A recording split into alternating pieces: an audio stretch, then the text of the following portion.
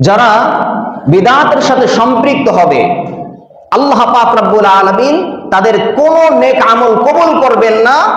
আল্লাহ পাক রব্বুল আলামিন তাদের যত নেক আমল আছে সমস্ত নেক আমলগুলো বরবাদ করে দিবেন, বলেন নাউজুবিল্লাহ।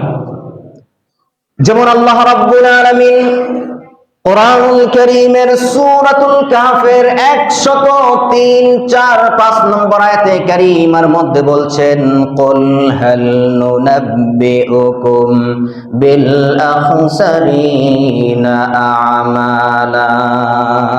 ও নবী, আপনি বলে দেন, হাল নুনাব্বিউকুম বিল আখসারিনা আমালা, আমি কি তোমাদেরকে সবচাইতে ক্ষতিগ্রস্ত ব্যক্তিদের ব্যাপারে অবহিত করব, জানিয়ে দিব? সবচাইতে ক্ষতিগ্রস্ত ব্যক্তিকে আল্লাহ রাব্বুল আলামিন কোরআনুল কারীমের সূরাতুল কাহফের 104 নম্বর আয়াতে কারীমার মধ্যে বলে দিচ্ছেন, আল্লাযীনা দাল্লা সা'য়ুহুম ফিল হায়াতিদ দুনিয়া ওয়া হুম ইয়াহসাবুনা আন্নাহুম ইউহসিনুনা সুনআ। আল্লাহ রাব্বুল আলামিন বলছেন, সবচাইতে ক্ষতিগ্রস্ত ব্যক্তি হলো তারা যারা দুনিয়ার জন্য আমল করে, দুনিয়ার জন্য কাজ করে, আর মনে করে তারা কেমন যেন আখিরাতের কাজ করছে, দুনিয়াবি কাজ করছে, আর মনে করে যে তারা যেন ভালো কাজ করছে, আখিরাতের কাজ করছে। বিদআতি কর্মকাণ্ডে লিপ্ত হওয়ার পরেও তারা মনে করছে তারা সুন্নাহ অনুযায়ী আমল করছে, সুন্নাহ বাস্তবায়ন করার চেষ্টা করছে। আল্লাহ রাব্বুল আলামিন বলছেন, দুনিয়াতে দুনিয়ার জন্য যারা কাজ করলো আর পরকালে যারা প্রতিদান পাওয়ার আশা করলো, আল্লাহ রাব্বুল আলামিন বলছেন, ফাহাবিতাত আমালুহুম ফালা নুকিমু লাহুম ইয়াওমাল কিয়ামাতি ওয়াজনা। আল্লাহ রাব্বুল আলামিন বলছেন, ফাহাবিতাত আমালুহুম, তাদের আমলগুলো বরবাদ হয়ে যাবে। তারা যত নেক আমল করে সমস্ত নেক আমলগুলো বরবাদ হয়ে যাবে। ফালা নুকিমু লাহুম ইয়াওমাল কিয়ামাতি ওয়াজনা, কিয়ামতের দিন তারা যত নেক আমল করেছে কোন নেক আমল মিজানের দাঁড়িপাল্লায় আমি আল্লাহ পাক রব্বুল আলামিন উঠাবো না, বলেন নাউজুবিল্লাহ। তাহলে বিদআতি কাজটা এটা কত খারাপ কাজ, কত জঘন্যতম কাজ। এই বিদআতি কাজের সাথে সাথে যদি আপনি নেক আমল করেন সেটা আল্লাহ পাক রব্বুল আলামিন কবুল করবেন না। আল্লাহর হাবিব সাল্লাল্লাহু আলাইহি ওয়াসাল্লাম বলছেন, বুখারীর বর্ণনায় আল্লাহর হাবিব বলছেন, লা ইয়াকবালুল্লাহু মিনহু ইয়াওমাল কিয়ামাতি সারফান ওয়ালা আদলা। কিয়ামতের দিন আল্লাহ পাক রব্বুল আলামিন মুবতাদিঈর বিদআতির কোন ফরজ ইবাদত কবুল করবেন না, কোন নফল ইবাদত কবুল করবেন না। অন্য এক riwayat-এর মধ্যে আসছে, আল্লাহর হাবিব সাল্লাল্লাহু আলাইহি ওয়াসাল্লাম বলেছেন, মান আমিলা আমালান লাইসা আলাইহি আমরুনা ফাহুয়া রাদ্দুন। আল্লাহর হাবিব সাল্লাল্লাহু আলাইহি ওয়াসাল্লাম বলেছেন, যদি কোনো ব্যক্তি এমন কাজ করে লাইসা আলাইহি আমরুনা, যেই ব্যাপারে আমার নির্দেশনা নেই, অর্থাৎ কোরআনেও নাই, হাদিসেও নাই, সাহাবীদের আমলের মধ্যেও নাই, ফাহুয়া রাদ্দুন, সেটা প্রত্যাখ্যিত, সেই আমল গ্রহণযোগ্য হবে না, সেই আমলের কারণে সে নাজাত পাবে না। এজন্য বিদআত থেকে আমাদের দূরে থাকতে হবে। তো যে ব্যক্তি মুবতাদি, যে ব্যক্তি বিদআতি, তার সমস্ত নেক আমলগুলো আল্লাহ পাক রব্বুল আলামিন বরবাদ করে দিবেন, কোন নেক আমল আল্লাহ তাআলা কবুল করবেন না।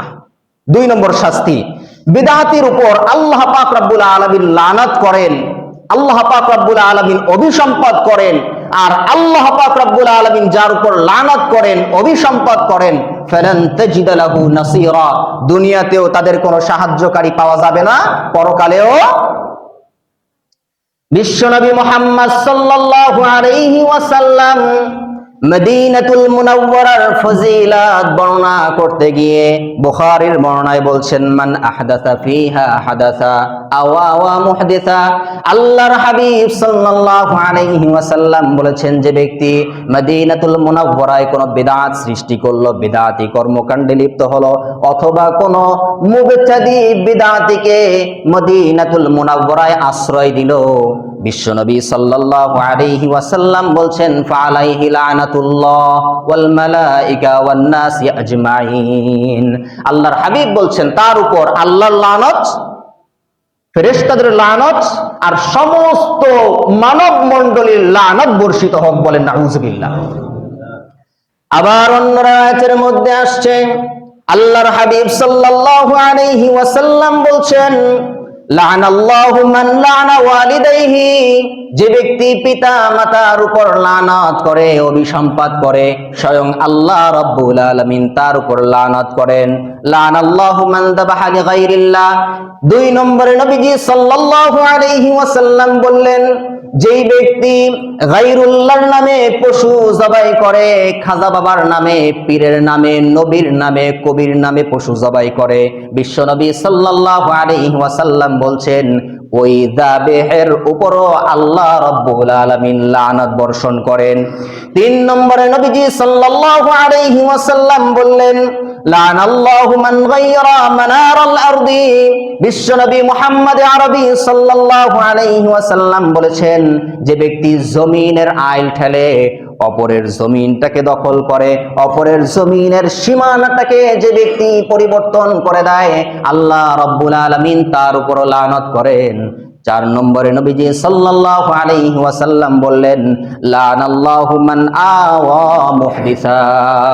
আল্লাহ পাক রব্বুল আলামিন ওই ব্যক্তির উপর লানত করেন, মান আওয়া মুহদিসা, যে ব্যক্তি কোন মুহদিসকে, যে ব্যক্তি কোন বিদআতিকে আশ্রয় দেয়।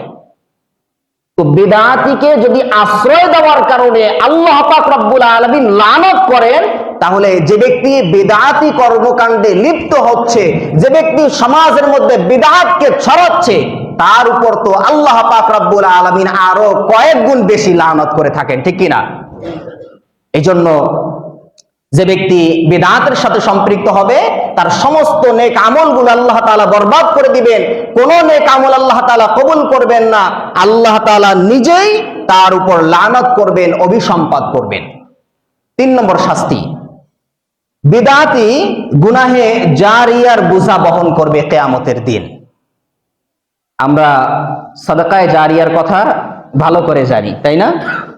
সাদাকায়ে জারিয়ার যেমনি ভাবে একটা বিষয় রয়েছে, গুনাহে জারিয়ারও একটা বিষয় রয়েছে। কোন ব্যক্তি যদি ভালো কাজ করে আর ওইটা দেখা দেখি যদি অন্য মানুষ ওই অনুযায়ী আমল করে, তাহলে এটা সাদাকায়ে জারিয়া হয়, এই সমপরিমাণ সওয়াব তার আমল নামায় পৌঁছায় যায়।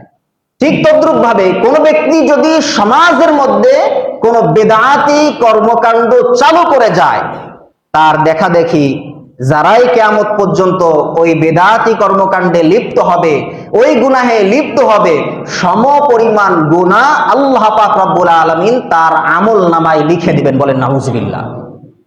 আল্লাহর হাবিব বলছেন, লা ইউনকাসু যালিকা মিন আসামিন নাসি শাইআ। বিষয়টা এমন নয় যে গুনাহগার সে গুনাহ করছে, ওই গুনাহ থেকে অর্ধেক অর্ধেক কর্তন করে যে সূচনা করেছিল তার আমল নামায় অর্ধেক দিবে, আর যে আমল করেছে তাকে অর্ধেক দিবে, এরকম কর্তন করার কোনো সুযোগ নাই। লা ইউনকাসু মিন আসামিন নাসি শাইআ, একটু কর্তন করা হবে না, সকলে পরিপূর্ণ পাবে।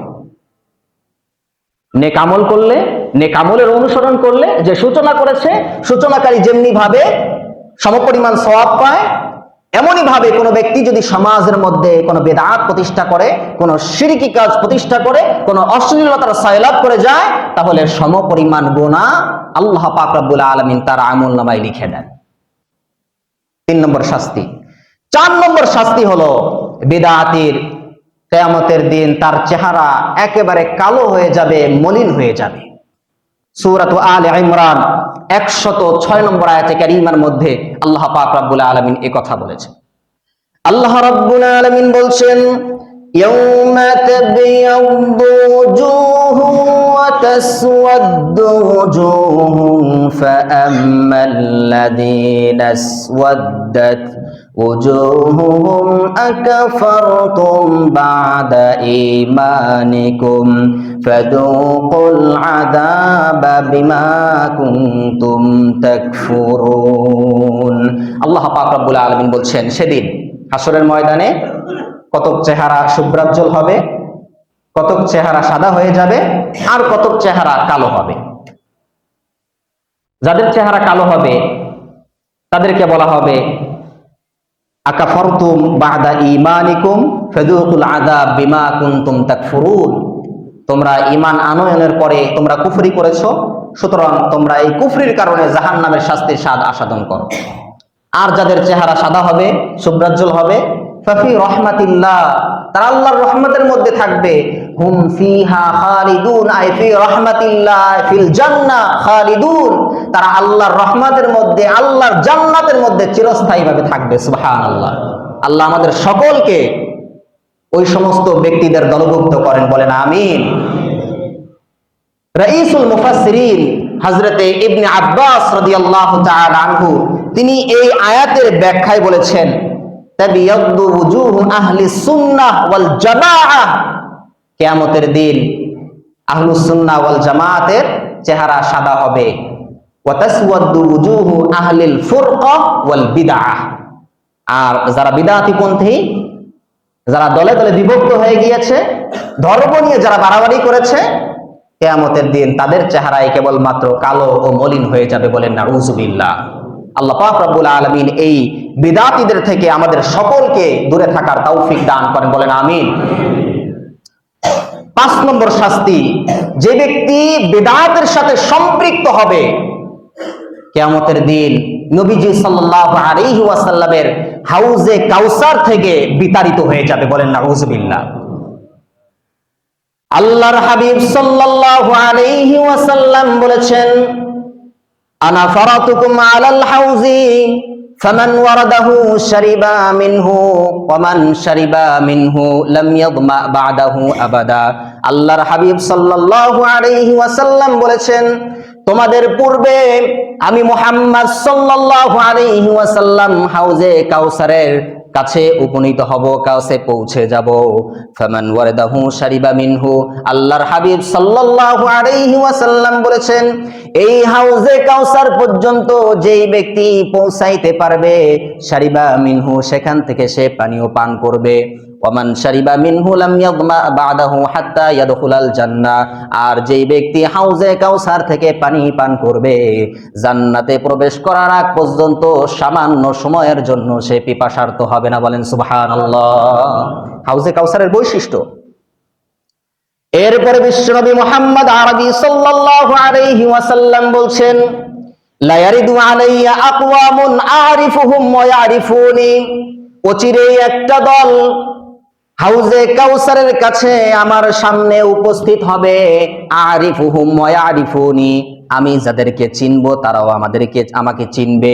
নবীজি সাল্লাল্লাহু আলাইহি ওয়াসাল্লাম বলছেন, সুম্মা ইউহালু বাইনি ওয়া বাইনাহুম, আমার এবং তাদের মাঝে একটা অন্তরাল সৃষ্টি করা হবে, একটা পর্দা দিয়ে দেওয়া হবে। আমি আল্লাহ পাক রব্বুল আলামিনকে বলবো, ইন্নাহুম মিন্নি উম্মতি উম্মতি, আল্লাহ রব্বুল আলামিনকে বলবো, আয় আল্লাহ, এরা তো আমার উম্মত, এরা আমার উম্মতের দলভুক্ত, অন্তর্ভুক্ত।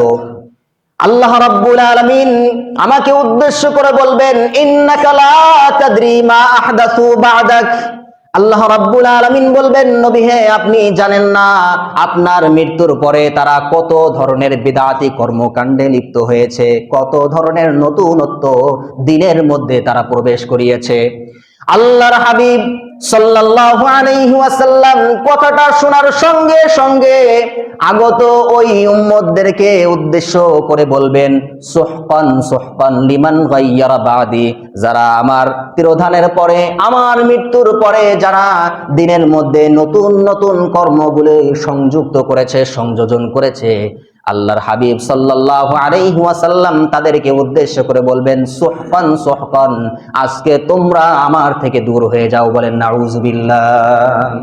আল্লাহর হাবিব সাল্লাল্লাহু আলাইহি ওয়াসাল্লাম যদি কাউকে বলেন সুহকান সুহকান, দূর হয়ে যা, দূর হয়ে যা, জাহান্নাম ছাড়া আর তার কোনো স্থান থাকবে না। এজন্য নবীজি সাল্লাল্লাহু আলাইহি ওয়াসাল্লামের সুপারিশ যদি আমরা পেতে চাই, নবীজি সাল্লাল্লাহু আলাইহি ওয়াসাল্লামের হাউজে কাউসার থেকে যদি আমরা পানীয় পান করতে চাই, তাহলে বিদআতি কর্মকাণ্ড থেকে আমাদের সকলকে দূরে থাকতে হবে ইনশাআল্লাহ। নিজে দূরে থাকবো, আর অধীনস্থ